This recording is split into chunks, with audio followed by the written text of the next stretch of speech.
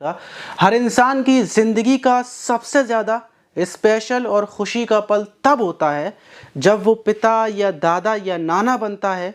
लेकिन जब एक शख्स दादा बन जाता है तो वो अपनी 10 दिन की पोती के साथ रात के टाइम पर कुछ ऐसी घटना को अंजाम दे रहा था कि जब उसके बेटे उस घटना को अंजाम करता हुआ देता हुआ देखते हैं तो वो फ़ौरन अपने पिता की हत्या कर देते हैं। लेकिन आखिर वो कर क्या रहा था और क्यों कर रहा था, पूरा मामला जानने के बाद आप हैरत में पड़ जाएंगे कि आप किस समाज में और किन लोगों के बीच में रह रहे हैं। तो चलते हैं और जानते हैं पूरा मामला।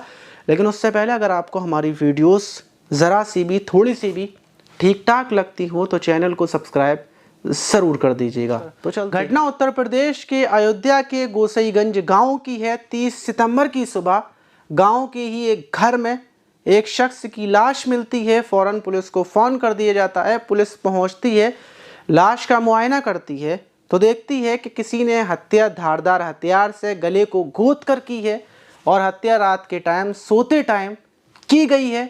उस शख्स के बारे में पता करती है, फैमिली वालों से पूछती है तो पता चलता है कि जिस शख्स की मौत हुई है उसका नाम रमेश था। उसकी उम्र 50 साल थी। वो खेतीबाड़ी का काम करता था और जिस रात हत्या हुई उस रात घर में सिर्फ उसकी पत्नी और उसकी एक बेटी थी। बेटी की उम्र 28 साल है और माँ और बेटी कमरे में सोए हुए थे और रमेश बाहर चारपाई पर सो रहा था और उसी टाइम पर हत्या हुई है। पड़ोस में ही रमेश के 2 बेटे रहते हैं जो शादीशुदा हैं, अपनी पत्नियों के साथ रहते हैं।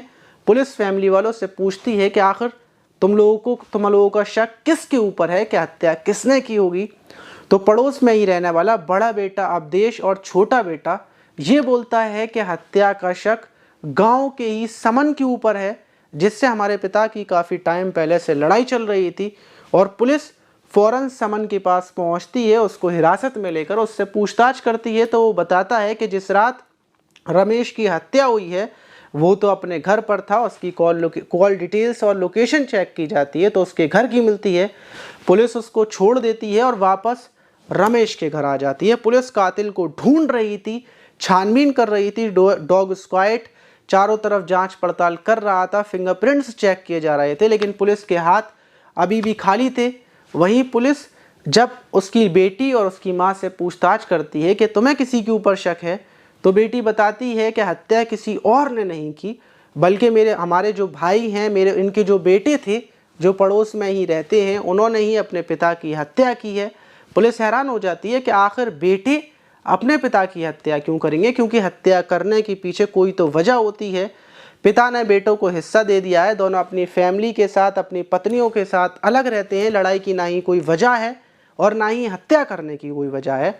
तो बेटी बोलती है कि थोड़े दिन पहले से ही हमारे बड़े भाई अवधेश के यहाँ पर उनकी बेटी हुई है और बेटी को लेकर पिता की बहस चल रही थी और हो सकता है इसी बात पर हत्या की हो।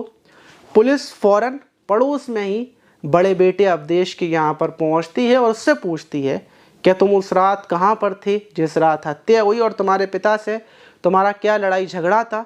जब पुलिस ये सवाल करती है तो अवधेश वहाँ पर फ़ौरन रोने लगता है और पुलिस को वो ऐसा बन कर दिखाता है कि वो अपने पिता से बहुत मोहब्बत करता था, उसका दिल टूटा हुआ है, वो बहुत ज़्यादा तकलीफ़ में है।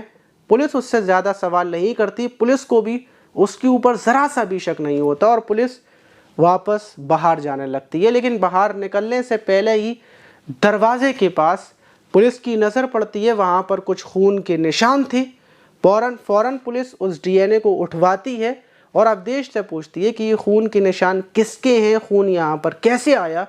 तो वो घबरा जाता है, वो कोई जवाब नहीं दे पाता। पुलिस उसको हिरासत में ले लेती है और कुछ ही घंटों के बाद रिपोर्ट भी आ जाती है। जो खून के निशान हैं वो रमेश के हैं।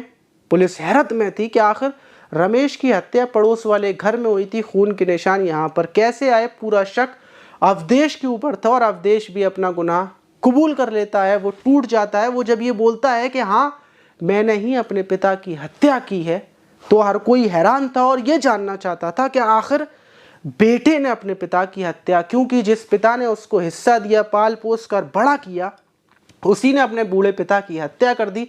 जब ये बात अवधेश से पूछी जाती है तो वो बताता है कि 10 दिन पहले उसकी एक बेटी हुई थी और बेटी होने के बाद उसका पिता इस बात से नाखुश था क्योंकि उसको लड़कियां बिल्कुल भी पसंद नहीं थी। वो लड़कियों से नफरत करता था और वो मुझसे बोल रहा था कि तू अपनी बेटी को किसी को दे दे या फेंक आ या फिर इसकी हत्या कर दे, इसको मार दे, इसको ख़त्म कर दे, ये बड़े होकर तेरा नाम मिट्टी में मिलाएगी, तुझे शर्मिंदगी महसूस होगी, मुझे खुद होगी, इसलिए इसको ख़त्म कर दे। और ये बात सुनने के बाद मैंने अपने पिता रमेश से बोला था कि आज के बाद तुम मेरे घर मत आना, मुझसे बात मत करना, तो मेरी औलाद के बारे में, मेरे बच्चों के बारे में ऐसा बोल रहे हो।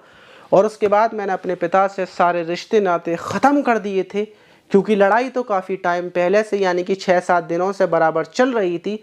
और जब मैंने आखिर में रिश्ते ख़त्म कर दिए तो पिता का यही कहना था कि मैंने तुझसे बोला था कि ये बेटी घर में नहूसत लेकर आ रही है, नेस्ती लेकर आ रही है।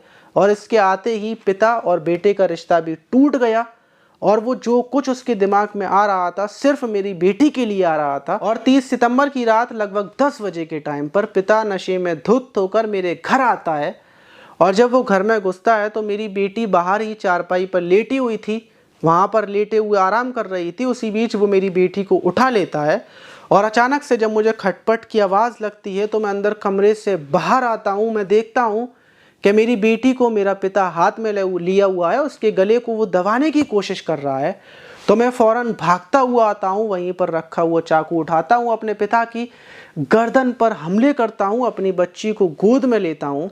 और इतने में ही मेरा भाई जो मेरे साथ अंदर कमरे में बैठा था, छोटा वाला, वो भी बाहर आ जाता है और हम दोनों मिलकर अपने पिता की हत्या कर देते हैं। उसके मरने के बाद हम सोचते हैं कि आखिर पुलिस से और लोगों की शकों से कैसे बचा जाए, इसीलिए उसकी लाश को वहाँ से उठाकर वापस उसके घर ले जाकर डाल देते हैं। रात का टाइम था, गांव में जल्दी रात हो जाती है, इसीलिए ना ही कोई देखता है ना ही किसी को पता चलता है।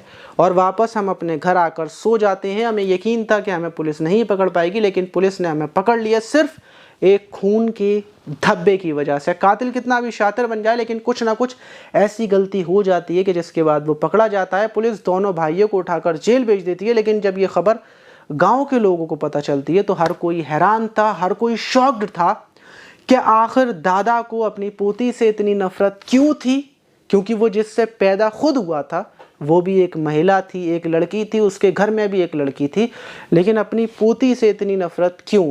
हमारे समाज में अभी भी ऐसे लोग हैं जिनको लड़कियों से इतनी ज़्यादा नफ़रत है, इतनी ज़्यादा दिल में उनकी कीना है, वो चाहते हैं कि लड़कियां ख़त्म हो जाएं, लड़कियां मिट जाएं, मर जाएं। ऐसी सोचने वालों की, ऐसी सोच रखने वालों के ऊपर आप क्या बोलना चाहेंगे? क्या बेटे ने अपने पिता की हत्या कर कर बिल्कुल सही किया या गलत किया? कमेंट बॉक्स में ज़रूर बताइएगा। और आपको हमारे अगर चैनल से जुड़ना है या फिर आपकी ज़िंदगी में कोई परेशानी चल रही है या फिर आपको एडवाइस चाहिए तो कमेंट बॉक्स में कमेंट ज़रूर कीजिएगा। अपनी बेचैनी में, अपनी हड़बड़ी में कोई भी फैसला जल्दबाजी में ना लें, पहले सोच विचार करें और एक दूसरे से एडवाइस लें, उसके बाद ही किसी कदम को उठाएं। कमेंट बॉक्स में कमेंट ज़रूर कीजिएगा। मिलते हैं किसी और वीडियो में।